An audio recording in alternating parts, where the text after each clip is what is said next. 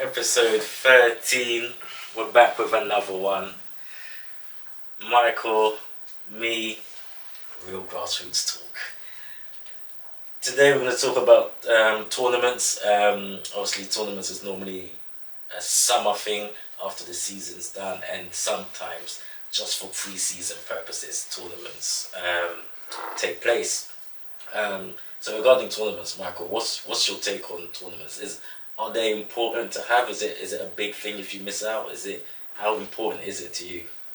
I tell you what, some people like tournaments, some people don't like tournaments really. I think some people want to prepare for tournaments, but for their season, with 11-a-side matches, 9-a-side matches for where they're going next season. I've seen a lot of people do that. So me personally, I like a tournament. I like to win a trophy. I think especially for the younger lot, it gives them something to play for. We spoke about league tables before, where the younger lot should be playing for something, and I think it gives the younger lot from 11s and downwards something to play for, a trophy really. Yeah, I agree. I know some managers don't really go for tournaments. It's a bit of a weird one because the manager may not want to go for a tournament, but I know if you ask the kids, maybe 9 out of 10 would say, yeah, let's play in the tournament, you know, because I feel when you go there, it's almost like, for the kids, it's almost like, how would I explain it, like a theme park. You know what I mean? Like, there's so many different kids from so many different teams, so many different locations, not just from London or whatever area you may be from. They're from all over the place, and then just to be playing all those teams, and if you progress far, it's like really exciting for them. Yeah, definitely. I think it's a whole day an event, and I think that's what I think the kids look forward to it more than the coach. I think coaches may have a different opinion on it, but I think kids look forward to tournaments. It's a whole day event. It's something like like a theme park really. It's like all different things to do there. But I think a lot of the tournaments you get experience to play against new teams as well. I think when you go play in your league, you know the teams that you're playing against, but in these tournaments, you can play absolutely anybody. And you turn up on the day and you could have maybe an easy group and you could fly and play top of it and win the group, or you never know, you could play some top teams that are down there. So that's what I like. It's the surprise that you're going to get when you get down there. Yeah, it's very unpredictable, and when you say you can play any team, like when we talk about tournaments, you're thinking, oh my days, it's a tournament, like the best teams are going to be there. Ideally, that's what tournaments are for. So then when you sometimes, like I've faced a team in the tournament, and I'm sure you have as well, where the games will be 8 minutes, 10 minutes, maybe 12 minutes maximum, and then you've probably beaten a team like 6-0 before, and you're thinking, you think if from outside looking in, you think, whoa, how's a team lost 6-0 within like an 8, 10, 12 minute period? It shouldn't really make sense, do you know what I mean? That you get that in a full 60, 70 minutes, 80 minutes games, you know what I mean? But 6-0, and then in 12, 10 minutes you think, was my team that good, or should the team not be at this tournament? Do you sometimes think that, or is it just, look, they themselves came in not knowing they're not good enough, because that team will probably get beaten by the other teams. Maybe they might nick a draw, one win. But does that feel it's just experience for the boys, or what is it, do you think? It's hard, because maybe that the team that you've beaten 6-0, the division that they play in or the league that they play in, they may find it easy there. And teams come over from different leagues, and some leagues are better than others. So they could come over and just say, yeah, well, our league was easier, let's go into this tournament. Or maybe it's just a day out for them, will have the experience for some of them. But I think normally teams that enter tournaments are the top teams that are down there. I think you very rarely experience teams that you get down there into a tournament and beat them 6-0. It may happen. I've seen it done before, where teams are just like, sometimes like, why are the teams here for? And it's not like, not in a rude way, why are the teams here for, but it's not good. It's not good morale and not a good thing for the boys. It's like when you're losing 6-0 like every game nearly, it's not going to be good for the kids. So I think some teams go there for the experience, but I think some teams also go down there not knowing how good the teams are going to be in that tournament. Yeah, that is true. I think even though, let's say, if I've never been to a tournament, you've kind of gauged that, okay, my players, my team's a good team. They're not the best team, but I know I think they should be able to hold their own against anybody. Yeah. Whether they'll win it is a totally different question, but I don't think I could ever go to a tournament and lose, 6-0. I could lose 3-0, definitely. But would my boys, how would, it depends on should I say, the mindset of the boys. Do they say, oh, 6-0 we're rubbish, or look, 6-0 we played our best, but look, that team was out of this world, And I think that's what you get sometimes in tournaments, and I think sometimes parents got to be realistic as well. Yeah. Some parents go in there thinking, they might tell their son, oh look, we're going to win this tournament, blah, blah, blah, blah. And then look, there's so many teams in there, and then you're going to be, the team that wins it is like 8 boys out of I don't know, in that age group of maybe 100 something. So I think sometimes regarding tournaments, you do get those parents that put a little bit extra pressure, but then there's a lot of parents that are very realistic of the team and say, look, if you get to a semi-final, then well done, boys. But what do you think about parents regarding in the tournaments? Do you see pressure or just a bit of fun? I think parents do seem to put maybe a bit of pressure. I think I seem to just walk into a tournament as a coach saying, wherever we make it, we're going there to win it. But if we make it far, then we make it far. But I know myself that teams that are going to be there are going to be good. But I think some parents are just a bit of the unknown, not knowing how good some of the teams are that you face in the tournament. Because I think when you have a good team that you're in your league and you know you're good, sometimes you think you're too good for what you're coming up against. And I think sometimes there are teams out there that are better than you. So I think that's why the parents do put the pressure, not pressure, but say, yeah, we're going to win it today, come on, la la la la la. They need to be there and they need to do well. But I think some parents put the pressure on too much in teams that you not knowing how good some of the other teams are out there. Yeah, no, 100%. What I was going to say is the younger age groups, I think they probably enjoy it more. It's more of an experience, they're like, oh my gosh, they're under 7s, they go to a tournament, etc, etc. It's really good for them, 7s, 8, under 7s, under 8s, under 9s, under 10s, under 11s, because of the format, 5-a-side, 6-a-side, 7-a-side. But when it's under 12s, 13s, 14s, 15, how much would you encourage, especially the boys maybe under 13s and over, how much would you encourage them to say, yeah, look, there's a 7-a-side tournament?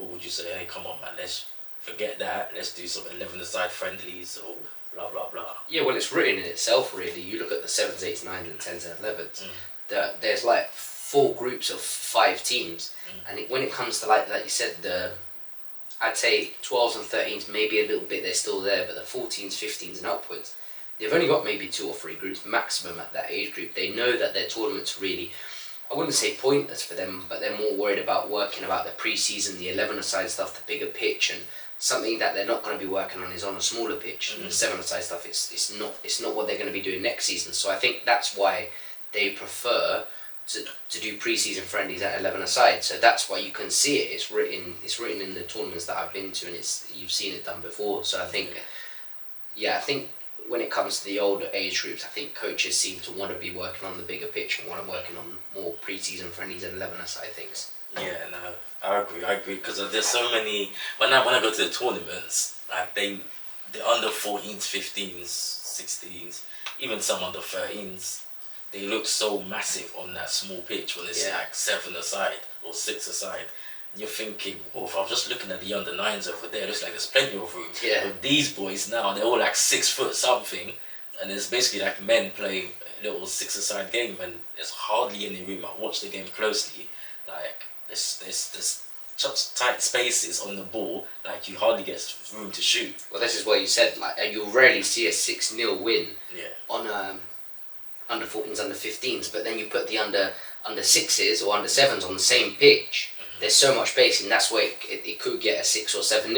Yeah, no, because it's interesting, but I feel for them they see it more as, I don't know, I'm not sure they take it a bit more seriously when they get older because they're like, oh, it's a tournament. But with that age group, they see it as more fun, sometimes fun and a bit more serious because of their age. But I feel like when you're like under 11s and below, for some reason, I get lots of kids. I've always asked, is there scoutsy? Is there scoutsy? Is there scoutsy? So I feel like sometimes they see it as an opportunity to get scouted. Would you agree with that? Yeah, definitely. I think some clubs don't have the connection with the scouts that close, and they don't really come down to their training sessions. They don't really come down to their matches. So I think tournaments is one way to get exposed out there, and I think it's good if you do well there because it's good competition. Because there are quite a few scouts that come down to a lot of the tournaments and that will watch the boys, and that if you're good enough, you'll have a competition with maybe QPR will be watching you, and so will Chelsea, and they'll be looking to who's going to take him if he's that good. And I remember I had one boy back a couple of years ago. We had about 3-4 scouts that came down to me saying, "Oh, he's really good," and that's good exposure at a tournament. Because seeing how good that kid is compared to all the other kids at the tournament, I think if a scout goes and watches that one game, you've only got to compare him with the other, if it is an 11-a-side game, with the other 22 players that are on the pitch. But if you could do it at a tournament where there's maybe 50 other players, you can see how good he is compared to the rest of the players that are there, which is, I think, that is why tournament scouts go down to tournaments, because you can compare that player, if you're looking at him, compared to more players compared to watching one game of football. No, very true. And I think as academies, they look at what you can do in tight spaces and your decision making and, tournament perfect scenario. Yeah. What was I going to say regarding that?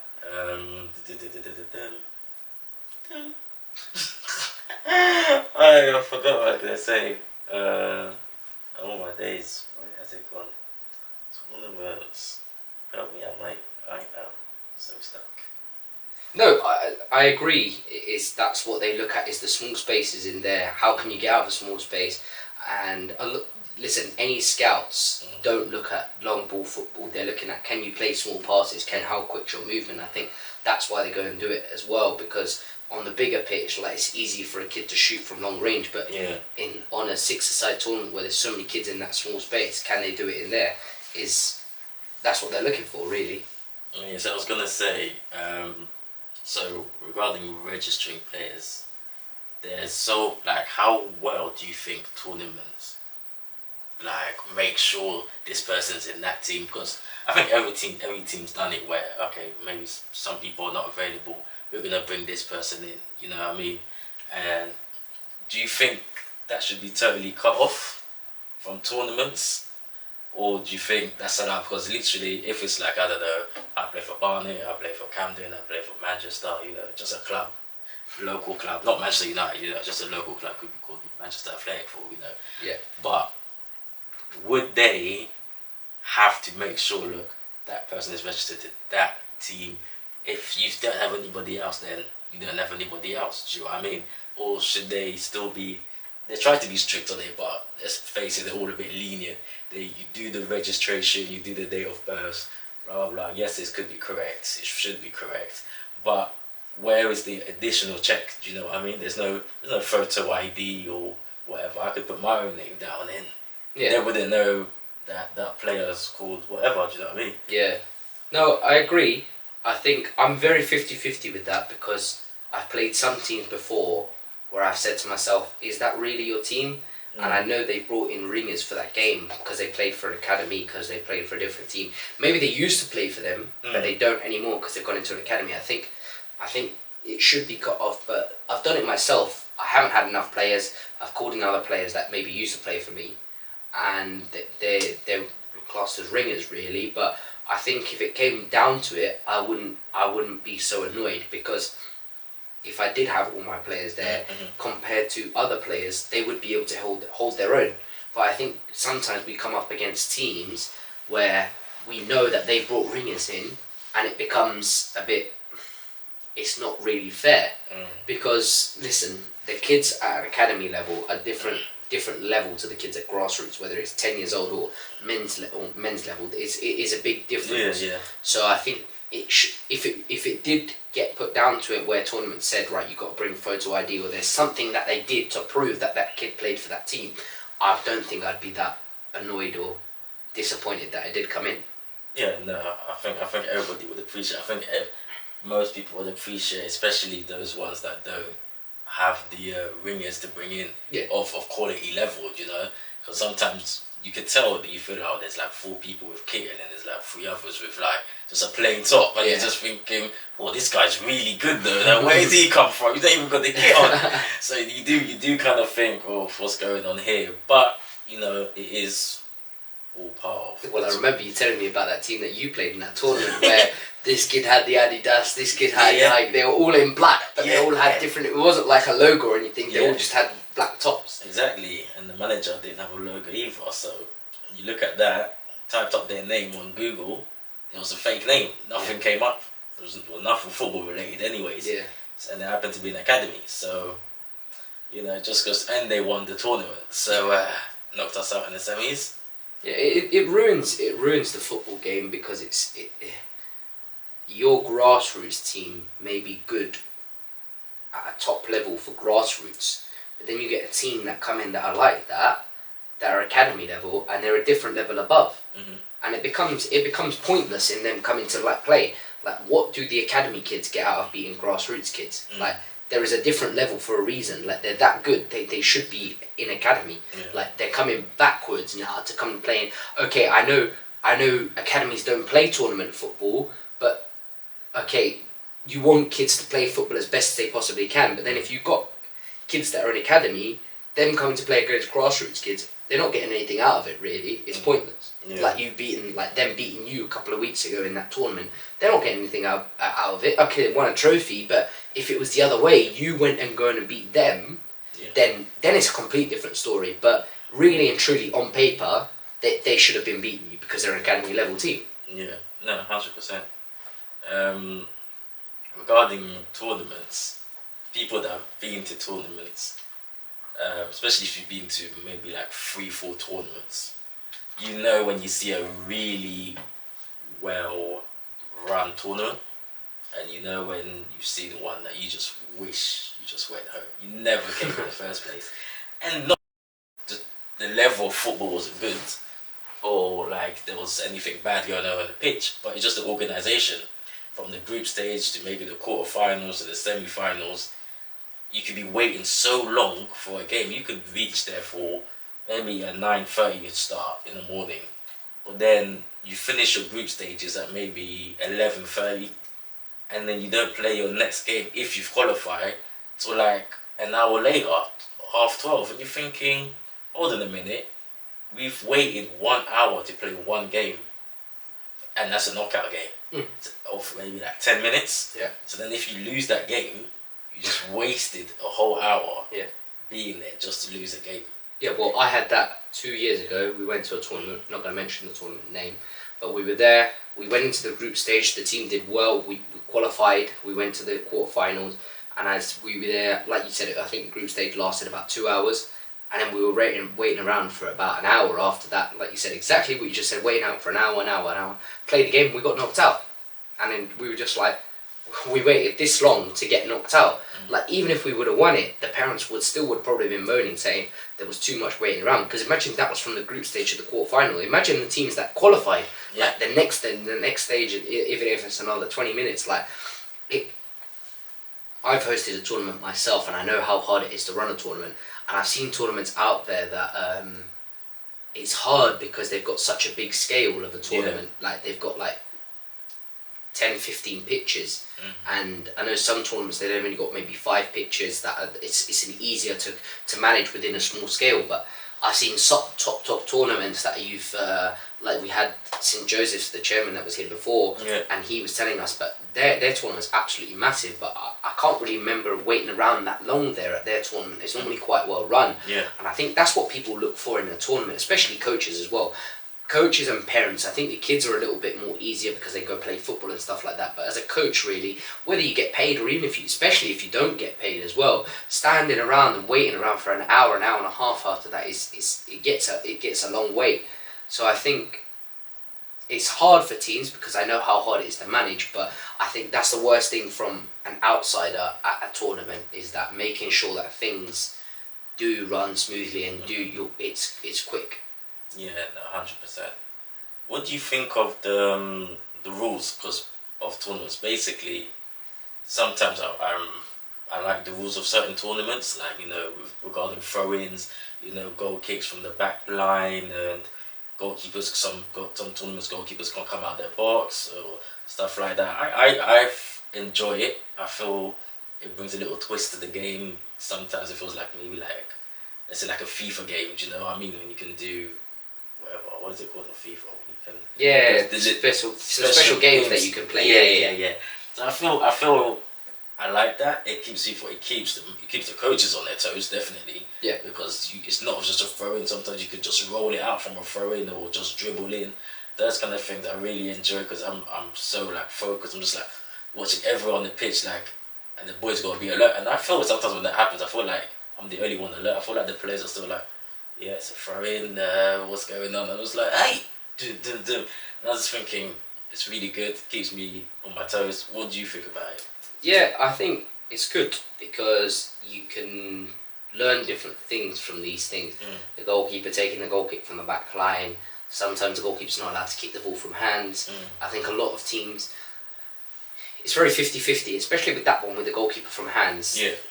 Some teams, the way that they score and the way that they play football is literally long ball. It's not a bad thing. People win games like that. The top managers in the Premier League win games like that. And I think in one way people look at it as that's the way we play football, why are you taking that away from us, is that they have to play on the floor. But then some ways you could look at it on the other side and say, do you know what, it's a good thing because then they have to try and play football, and that's what you want in a kid, is trying to roll the ball out and try and play football out from the back. Yeah. So I think these rules that they introduce and watching being gone to a lot of tournaments that they all have different rules, none of them have the same rules, which is a good thing. You can't really prepare because say for instance in the season you prepare your throw-ins, sometimes like you just said, sometimes it comes with a rolling. Like it's hard to prepare for things like that, and you can't prepare. Like in the season you're not going to prepare for roll-ins, like, and then you're not going to know which tournament does it, which tournament don't, because you don't really remember the rules really. So I think it's good that they have these different rules in here because it keeps people like you said on their toes, making sure that the kids are trying different things out, the back line, not kicking out. Like I watched one and I took it on as well, which I liked, is that as soon as the ball goes out for a throw-in, it's not a roll-in, it's not throwing, you put the ball in, you can play. Yeah. You can't shoot, but you can dribble in and then make a pass, then you can shoot, which I like from that because it's rolling football, and the other team have got to be on their toes. Like if you're on your toes and you do it quickly, then that's the advantage. But with the throw-ins, it's a little bit, okay, got to get the ball, got to try and throw the ball. This one, you put the ball on the floor and you play from there, which is a bit like futsal, which I like as well. So I think these rules are good in tournaments. I like them. Yeah, 100%. I think the most, well, I don't know for all managers, but one of the most trickiest thing regarding a tournament must be picking your squad. Especially the older your boys get. I was going to say, yeah, the bigger squad you're going to have. Yeah, the more they're thinking, oh, well, let's say you've got like 12 boys, well, it's 6 aside, then you can bring 8. So 4 of you are just going to have to get dropped. Or if you're 11 aside team, you've got only like 16 players, it's 7 aside, 9 aside altogether, or maybe in a lucky circumstance you can bring 10 players. Yeah. But I felt like picking your squad, how do you pick your squad? Because as a coach, I would know my strongest players. Now your strongest players may not always be the best players for the tournament because of how they play. For example, yeah, they may be good on the bigger pitch, but on the smaller pitch, you might need a bit more players with a bit of flair. Someone that could score a goal and 1 or 2 couple good defenders, and hopefully you got a good goalkeeper to help you out. And then it's just that disappointment of saying, sorry mate, not chosen for this one, and maybe not the next one either, but I'll choose you in for the one after that. And also, it's not only disappointing him, but then the parent starts to think, oh, well, what's going on? Like, we've been playing well all season. You might think, well, parents will always think their son's better than definitely a few others in the team. And then that's when the questions gets asked, like, why is he not going to the tournament and blah, blah, blah. So how's it for you picking? I remember 2 years ago when I had an under 13 squad. It was 11 aside and we had a squad of about 16, 17 players. And not a lot of the players went on holiday, because summer sometimes becomes a little bit easier, even if you do have a big squad, because quite a few players go on holiday. So, but I had quite a few players that stayed, especially during the early months of July. And picking the team, normally, I know you said sometimes the players in the 11-a-side pitch are not the same as a tournament, but normally you have about 6 or 7 players that are good players on your 11-a-side. Normally they'd be in your tournament squad as well, because they're that good.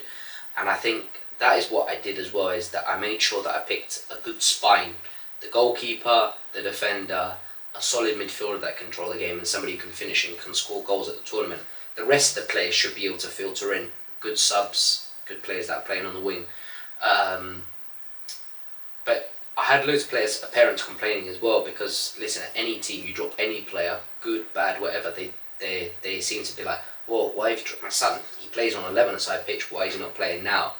And I think it's hard, because you can't pick everyone, and I don't think anybody understands, apart from another coach. The players don't understand, the parents don't understand, and anybody watching from the outside will not understand. The only people that understand are the coaches. Somebody would have been in that position before. Like you said, the younger age groups become a little bit more easier, because normally you have a squad of about 9 players. You can take maybe 8 or 9 players, and maybe you'll have 1 or 2 even away. So, but I think once you get a little bit older, it becomes harder. But unfortunately, to become a good coach, you've got to make these decisions. No, 100%. Would you ever be like, listen, I've chosen my strongest squad maybe 2-3 times in a row.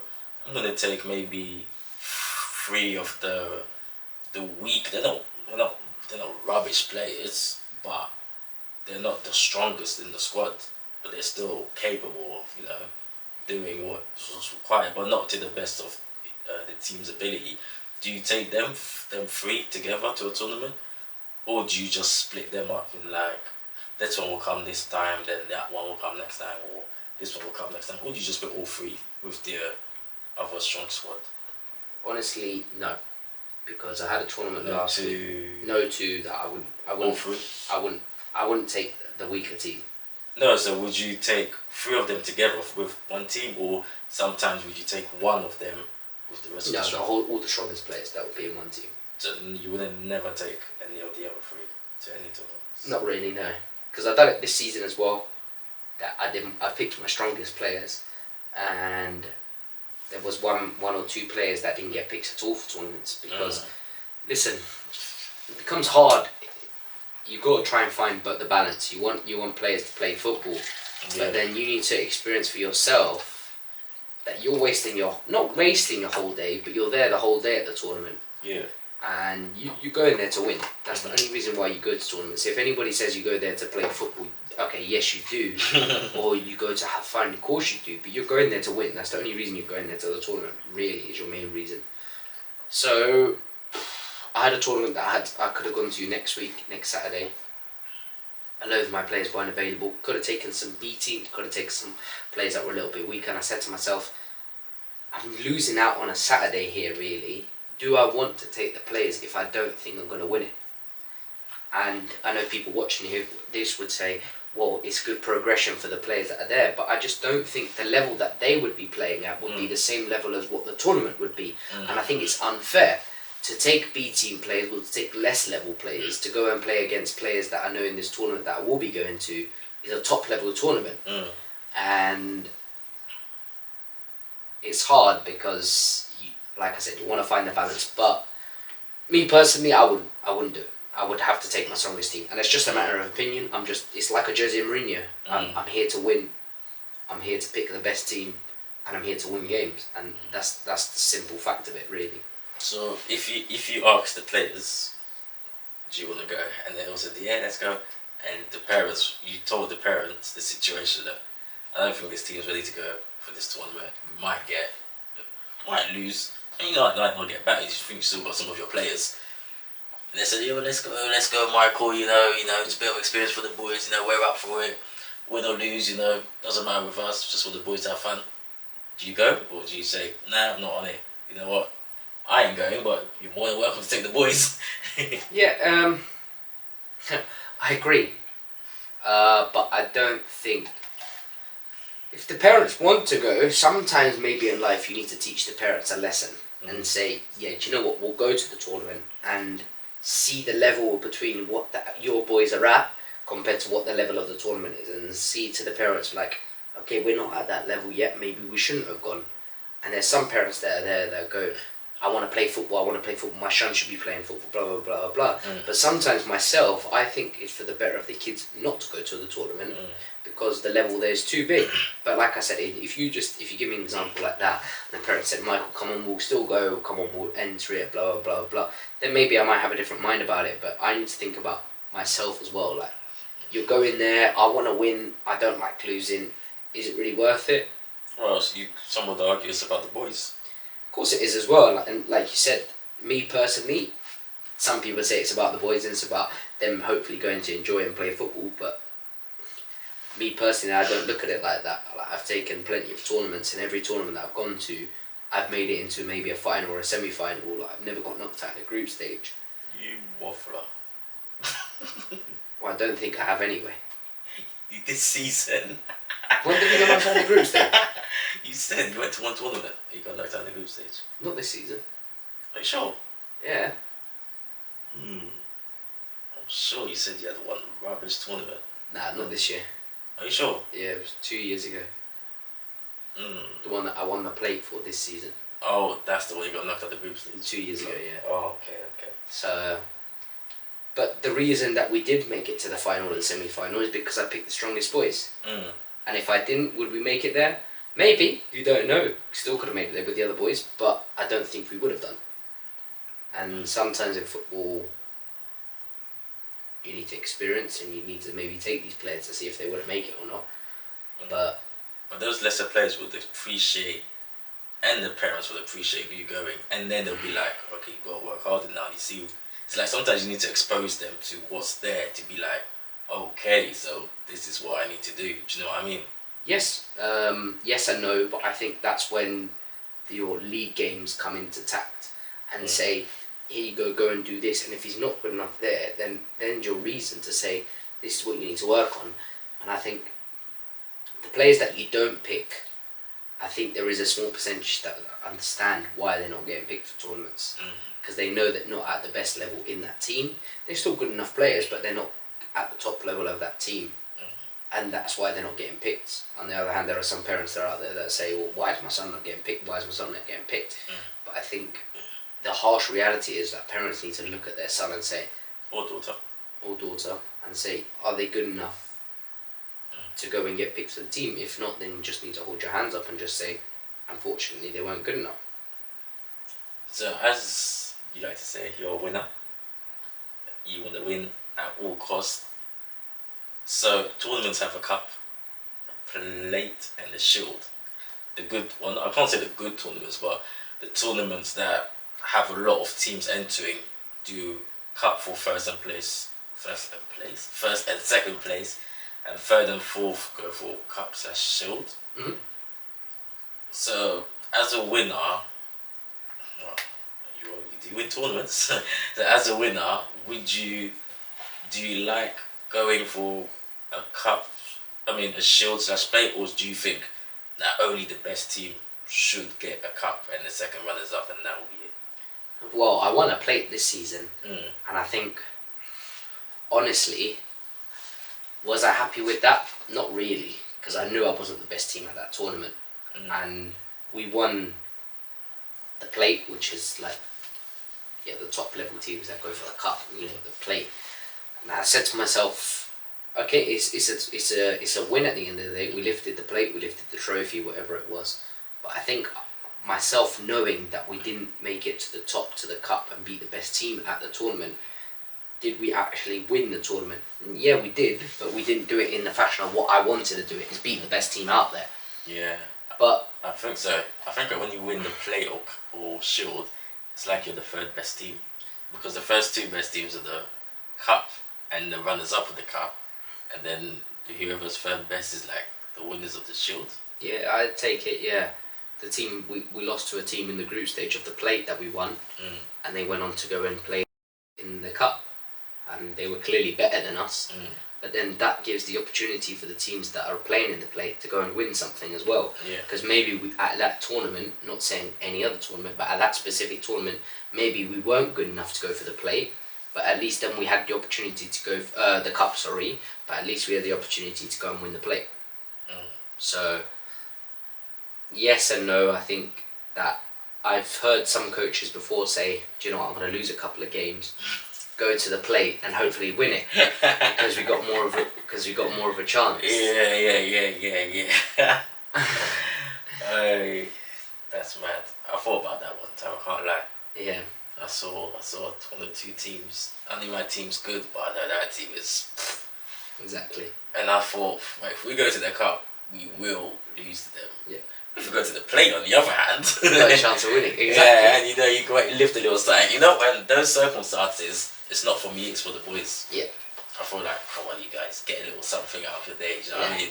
Better than go to the cup and then losing. Like, I'm not gonna get hammered, but sometimes you just gotta admit when a team is stronger than you, and if you win, it's by luck or through perseverance. But on paper, they should be the stronger team. Yeah. So it's like that. Sometimes you wanna win a shield just for the boys, just to be happy.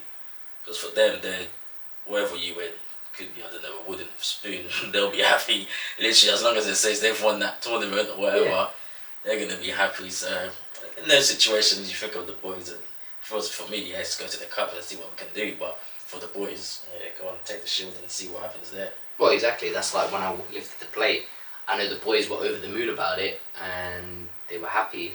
Maybe the chairman of the club was like, "You could have done better to win the cup." But myself knowing that if we would have lifted that, well, we did lift the plate, but us lifting that plate makes the boys happy, then that's all that matters, really. And I knew when we won that last game, the players would be happy. And sometimes you play hard teams in the plate. It's never going to be easy. Sometimes, sometimes the people in the plate are as good as the cup. And I know that team that we played in the plate were as good as anybody at that tournament. So I think sometimes maybe they thought we'll lose a couple and you join the club. Yeah, exactly. Yeah, nice. The only thing about the plate is it just looks so rubbish. Yeah. Well, I ain't seen all the plates, but the one that I was at when you won it, the plate looks so rubbish. Like my dining plate looked better. Yeah. Do you know what I mean? It just absolutely looks so rubbish. I'm just like, is that even worth it? All worth the hassle of winning? Because exactly. you went through a lot of hassle. A lot of hassle in that. Yeah. No, but it's part of the tournament, Yep. It is what it is. That's for me regarding the old tournaments. Or you got something else to say regarding tournaments? No, I think that's pretty much it, to be fair. Actually, what about the entry fee, or for parents coming in not parents coming in, that's obviously for entering the tournaments. Do you think they're a fair price? Definitely, yeah. I've seen some tournaments out there that maybe charge a little bit more, but I think you pay for the facility that you're given.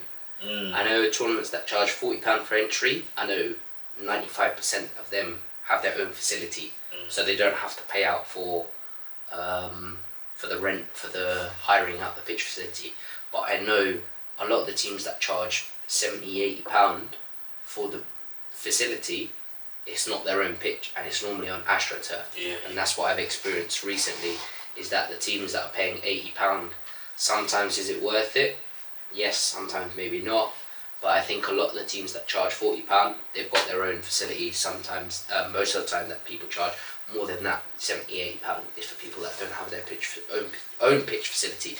But like I said, me hosting my own tournament, I understand what they have to charge to cover their cost and to make money from it. And I know a lot of teams, when it comes to their tournaments, make money for their season regarding things like that. So I understand where they're coming from as well. 100%. And when you think about it, it's for a good cause. It's for grassroots football. Keep the club running, and so they can be there next year for another tournament. Exactly. And on that point, we shall wrap it up. That was tournaments. Hopefully, if you've watched this, you've won a tournament, been at a tournament this summer, or at least enjoyed yourself and not waited around too long. Yes. We'll see you next time for episode 14. As always, it's been me, Michael, and don't forget to follow us Stop the video if you like. Give us a subscribe because we need them up, and up. And we'll see you next week. Oh, 2 weeks in fact. Oh.